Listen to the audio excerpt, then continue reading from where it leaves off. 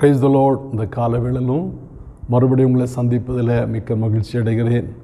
இந்த நாளிலும் நாம் ஒரு வேத வசனத்தை தியானிப்போம்.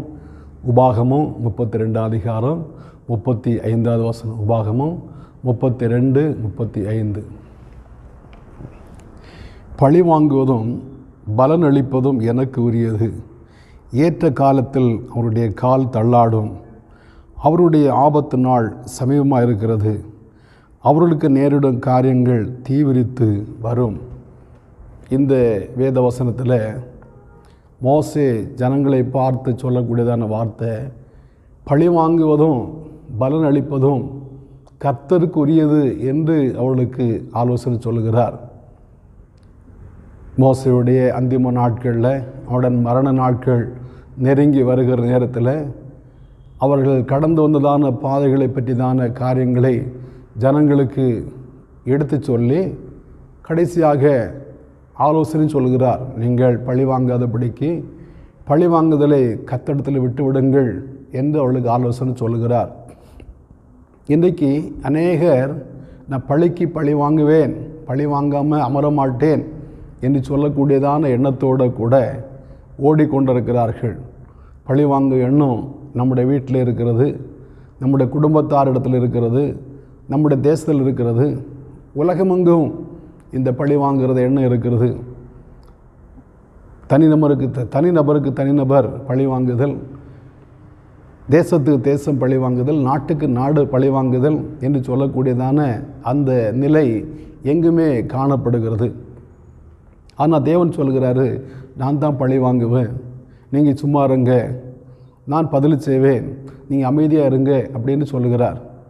பிரியமானவர்களே, வேதத்தில் சில நேரத்தில் ஆண்டவர் உடனே பழி வாங்குவார், சில நேரத்தில் கொஞ்சம் காலதாமதம், கொஞ்சம் தவணை கொடுத்து கொஞ்சம் விட்டு அதுக்கப்புறமா அதுக்குரிய காரியங்களை செய்வார். நான் இன்றைக்கு உங்களை 2 காரியங்களை சொல்ல ஆசைப்படுகிறேன். ஒன்று, என்னாகும் 12 அதிகாரத்தில் மோசேக்கு விரோதமாக மிரியாம் முறுமுறுத்தாள். கர்த்தர் அவனை கொண்டு தான் பேசுவாரோ, எங்களை கொண்டு பேச மாட்டாரோ, நான் வளர்த்த பிள்ளை, நான் தான் அவனை காப்பாற்றினேன், அன்னைக்கே நைல் நதியில் உள்ளதான முதல்ல இவனை சாப்பிட வேண்டியது நான் தான், பார்வோடைய குமாரத்தியோட பரிந்து பேசி இவனை வாழ வைத்தேன், இப்போ அவன் பெரியவன் ஆகிட்டான், கர்த்தர் அவனை கொண்டு தான் பேசுவாரோ, நானே ஒரு தீர்க்கதரிசி என்று சொல்லக்கூடிய பல காரியங்களை அவள் முறுமுறுத்து மோசேயும் ஆரோனும் மிரியாமும் மோசேக்கு விரோதமாக பேசினதை கர்த்தர் கேட்டார். மோசே கேட்டார் இல்லையே தெரியாது, மோசே அமைதியாயிட்டார். கர்த்தர் அதை கேட்டார். அவர் உடனே அன்றைக்கே இறங்கி வந்து 3 பேரையும் ஆசரிப்பு கூடாரத்தில் கூப்பிட்டார். மோசேயும் ஆரோனையும் மிரியாமையும் கூப்பிட்டார். 3 பேர் ஆசரிப்பு கூடாரத்தில் வந்தார்கள். கர்த்தர் மேகத்தூணில் இறங்கி மிரியாமை பார்த்து சொல்கிறார், மோசேக்கு விரோதமாக, என் தாசனாகிய மோசேக்கு விரோதமாக பேச உனக்கு பயம் இல்லாமல் போனது என்ன? ஒரு தீர்க்கதரிசியிடத்தில் நான் பேசுவேன், ஆனால் சொப்பனத்தில் பேசுவேன், தரிசனத்தில் பேசுவேன். என் தாசனாகிய மோசே அப்படிப்பட்டவன் இல்லை, நான் அவனோட முகமுகமாய் பேசுகிறேன் என்று சொல்லி பேசிவிட்டு அவர் கோபமாய் போனார். மேகம் ஆசரிப்பு கூடாரத்தை விட்டு விலகின உடனே மிரியாம் உறைந்த மழையின் குஷ்டரோகி ஆனாள் என்று வாசிக்கிறோம். உடனே ஆரோன் மோசே பார்த்து கெஞ்சினார், ஜெபம் பண்ணார். மோசே ஆண்டவரே என்று கூப்பிட்டார். ஆண்டவர் சொன்னார், தகப்பன் மகளுடைய முகத்தில் காரி துப்புறது உண்டானால் அவள் 7 நாள் வெட்கப்பட வேண்டாமோ? ஆனால் 7 நாள் அவள் குஷ்டரோகியாக பாளையத்துக்கு வெளியே இருக்கட்டும் என்று சொல்லி பாருங்கள், ஆண்டவர் உடனடியாகவே சடனாக அன்றைக்கே அந்த காரியத்தை செய்தார். சிலருடைய வாழ்க்கையில் உடனே ஆண்டவர் செய்கிறது இல்லை, கொஞ்சம் ஆற விட்டு செய்வார். ஆண்டவர் அந்த மோசே ஒருவேளை அக்காவோட பேசியிருந்தா என்ன பேசியிருப்பார்? நீ அதிகமாக பேசாத, நான் கர்த்தருடைய ஊழியக்காரனாக்கும், நானாகும் அந்த செங்கடலை பிளந்தேன், நானாகும் தண்ணீரை கற்பாரை உடைத்து கொடுக்க உதவியாக இருந்தேன், நான் சொல்லி தான் ஆண்டவர் மன்னாவை கொடுத்தார் அப்படின்னு ஏதோ ஒன்று பேசியிருப்பார். ஆனால் மோசே அமைதியானார். மோசே அமைதியான உடனே ஆண்டவர் எழும்பினார். ஆண்டவர் எழும்பி கிரியை செய்ய ஆரம்பித்தார். அன்றைக்கு அந்த காரியம் நடந்தது. ஆனால் நாம் 1 சாமுவேல் 25 அதிகாரத்தில் வாசிக்கும்போது ஆண்டவர் நாபாலுக்காக 10 நாள் வெயிட் பண்ணார். நீங்கள் அந்த பகுதியை வாசிப்பீர்களான்னா, தாவீது வனாந்திரத்தில் பசியோடு தாகத்தோடு காணப்படுகிறார். நாபாலுடைய ஆடுகள் அந்த பக்கம் மேயும்போது அவைகளை பாதுகாத்து கொண்டு வந்தார். அப்படி தான் நாபாலுடைய வேலைக்காரர்கள் சொல்கிறார்கள், நாங்கள் எங்கள் மந்தைகளை மேய்க்கும்போது அவர்கள் எங்களுக்கு அரணாக இருந்தார்கள், பாதுகாப்பாக இருந்தார்கள் என்று நாபாலுடைய வேலைக்காரர்கள் சொல்கிறார்கள். ஆனால் நாபாலுடைய வீட்டில் ஆடு மயிர் கத்திருக்கிறதான ஒரு விசேஷம் நடந்து கொண்டிருந்தது. அப்போது தாவீது தன்னுடைய ஆட்களை நாபாலுடைய வீட்டுக்கு அனுப்பி, நல்ல நாளில் வந்திருக்கிறோம், உம்முடைய கைக்கு நேரிடுவதை எங்களுக்கு கொடும் என்று சொல்லி அனுப்பினார். வெறுமையாக சொல்லி அனுப்பவில்லை. உமக்கு சமாதானம், உம்முடைய வீட்டுக்கு சமாதானம், உமக்கு உண்டானவை எல்லாவற்றையும் சமாதானம் என்று சொல்லி வாழ்த்து சொல்லி தான் அந்த காரியங்களை கேட்டார். நாபால் அவளோட சீறினான், தகாத வார்த்தைகளை பேசினான், அவர்களை நோகடித்து அனுப்பினான். உடனே தாவீது சொல்கிறான், நாபாலுக்கு உண்டானவைகளில் சுவரில் நீர் விடுகிற ஒரு நாயாகிலும் பொழுது விடியும் மட்டும் மீதி அறந்த கர்த்தர் தாவீதுடைய சத்துருக்களுக்கு அதுக்கு அதிகமாய் சரி கட்ட கடவுள்னு சொல்லி 400 பேரோட கூட புறப்பட்டு வருகிறான். ஒருவேளை நாபாலுடைய மனைவி போய் தாவீது இடத்துல மன்னிப்பு கேட்டு தாவீது திரும்ப போயிட்டான். 10 நாள் ஆண்டவர் பொறுமையாக இருந்தார். கர்த்தர் வாதித்தபடினாலே 10 நாளில் நாபால் செத்து போனான் என்று நான் வாசிக்கிறோம்.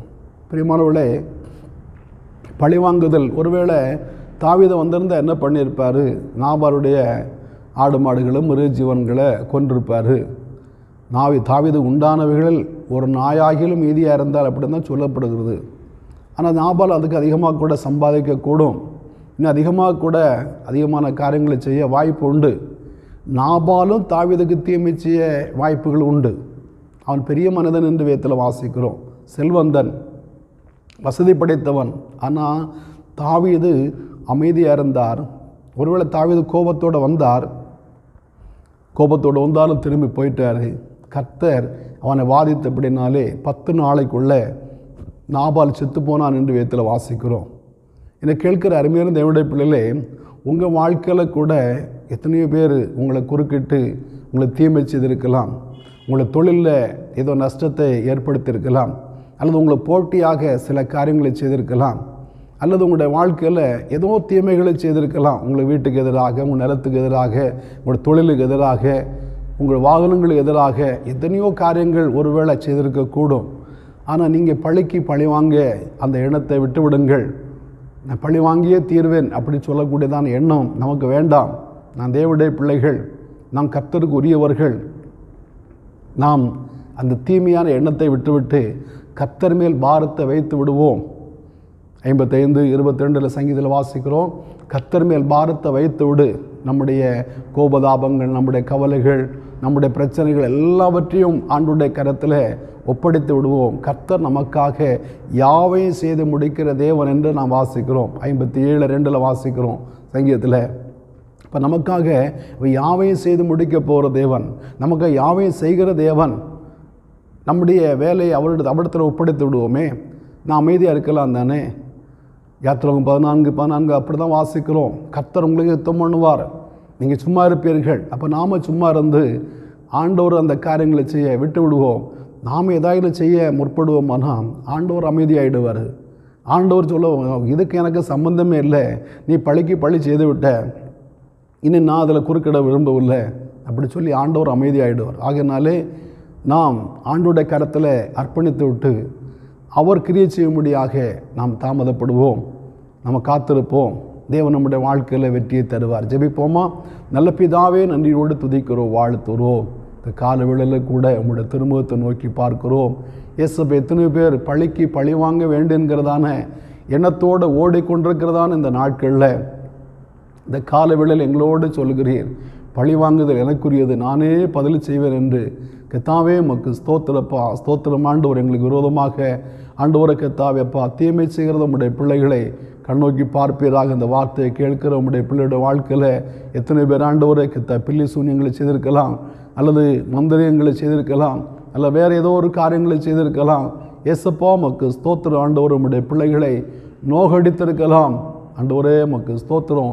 இவர்கள் பழிக்கு பழி செய்யாதபடி உம்மிடத்தில் ஒப்படைக்கக்கூடிய கிருபைகளை ஒவ்வொரு தெய்வம் கொடுக்கணும்னு ஜெபிக்கிறோம். இந்த வார்த்தையை கேட்கிறோம் உடைய பிள்ளைகள் இந்த வார்த்தையை கேட்டு ஆறுதல் அடைய கிருபதாருங்க. அப்பாவோட நாமத்தை மகிமைப்படுத்துங்க. இயேசு மூலம் பிதாவே, ஆமேன் ஆமேன். ஆண்டவர் உம்மை ஆசீர்வதிப்பாராக.